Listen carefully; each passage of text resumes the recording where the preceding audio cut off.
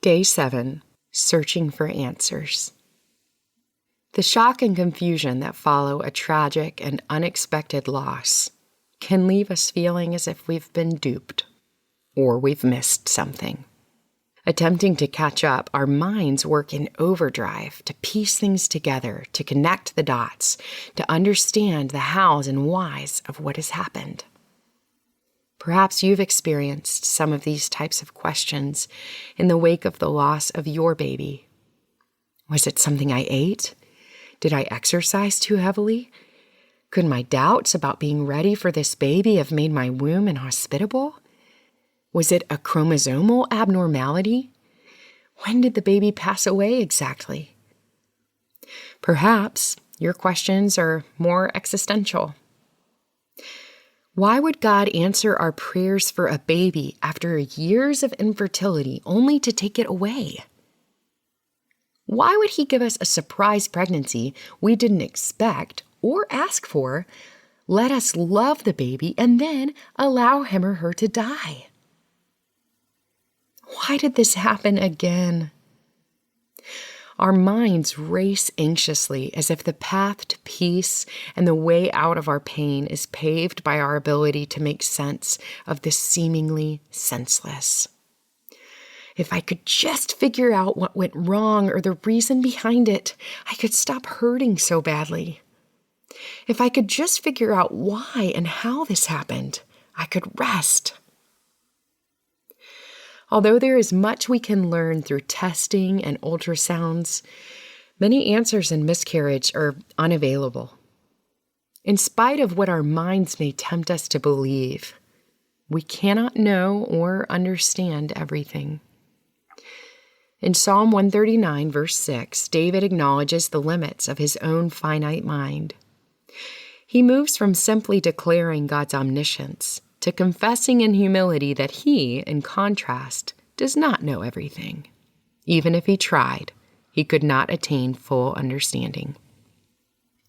Asking questions in the face of loss is not sinful. We're in good company when we ask why. The book of Job contains a great deal of suffering and a lot of whys. At the end of the book, God responds to all Job's questions, but not in the way we might expect.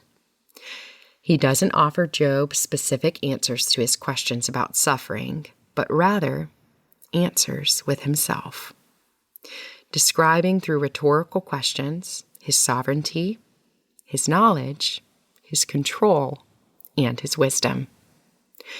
Job responds to God with similar language to that of Psalm 139. I know that you can do all things, and that no purpose of yours can be thwarted.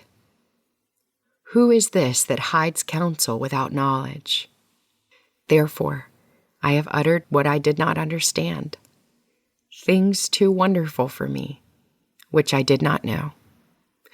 Job 42, verses 2 and 3. Job did what Eve would not. In the Garden of Eden, Eve reached for the knowledge held out to her by the serpent, believing it could offer her something more than the God who forbade it.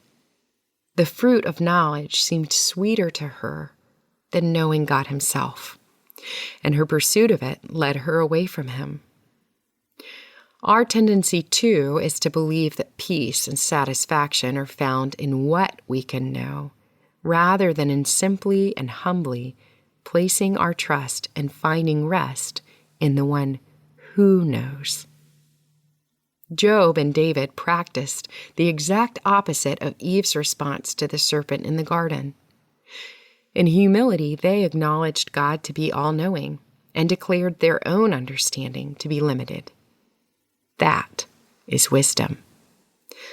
Our questions are not sinful in and of themselves. God welcomes our whys.